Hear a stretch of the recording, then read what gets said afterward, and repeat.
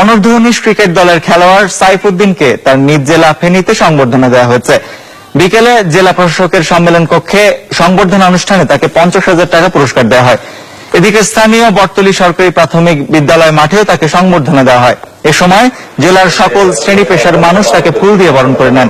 এর আগে দুপুরে ফেনী পুলিশ লাইন মিলনায়তনে সাইফকে সংবর্ধনা দেয় পুলিশ প্রশাসন।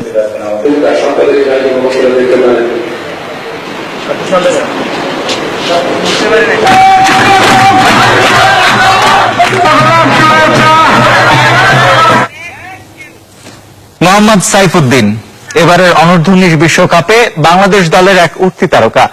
অলরাউন্ড পারফরম্যান্সে আলাদাভাবে চিনিয়েছেন নিজেকে।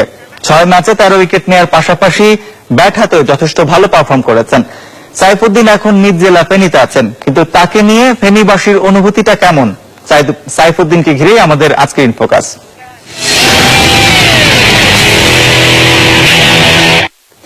সাইফকে নিয়ে গর্বিত তার এলাকাবাসী।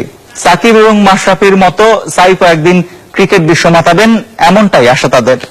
এই উঠে আসার গল্পটা অত্যন্ত হৃদয় বিদারক, কারণ এমন একটা অবস্থা থেকে সে উঠে আসছে, সেখান থেকে সে হয়তোবা নষ্ট হয়ে যেতে পারত, কিন্তু এই ছেলেটার এত আকুল, এত অনুভূতি খেলার প্রতি এবং সেই ইচ্ছা থেকেই ছেলেটার উঠে আসে। আমি মনে করি তার এই উঠে আসাটা আমরা ফাজিলপুরবাসী যেভাবে গর্বিত, তথা ফেনীবাসী যেভাবে গর্বিত, আমি মনে করি যে সারা বাংলাদেশ গর্বিত। আমরা সাইফকে সাকিবের জায়গায় দেখতে চাই, মাশরাফির জায়গায় দেখতে চাই। আমরা সাইফকে বিশ্বের, আমাদের বাংলাদেশের একটা ইতিহাস করতে চাই, সারা পৃথিবীতে সাইফকে যেন মনে রাখে।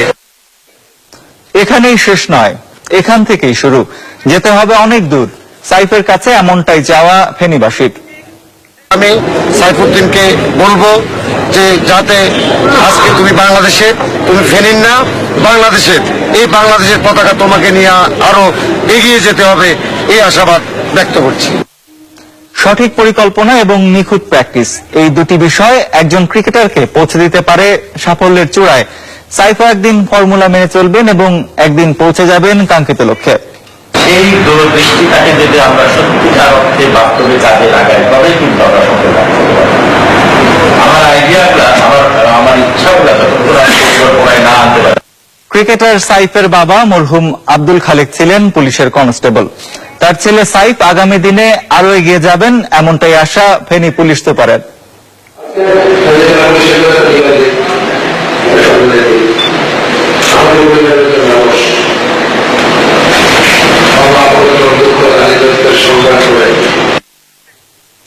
সবাই যখন সাইফ বন্দনায় ব্যস্ত, তখন বিনয়ী সাইফ কৃতজ্ঞতা জানাচ্ছেন সবাইকে, সেই সঙ্গে চাইলেন সহযোগিতাও।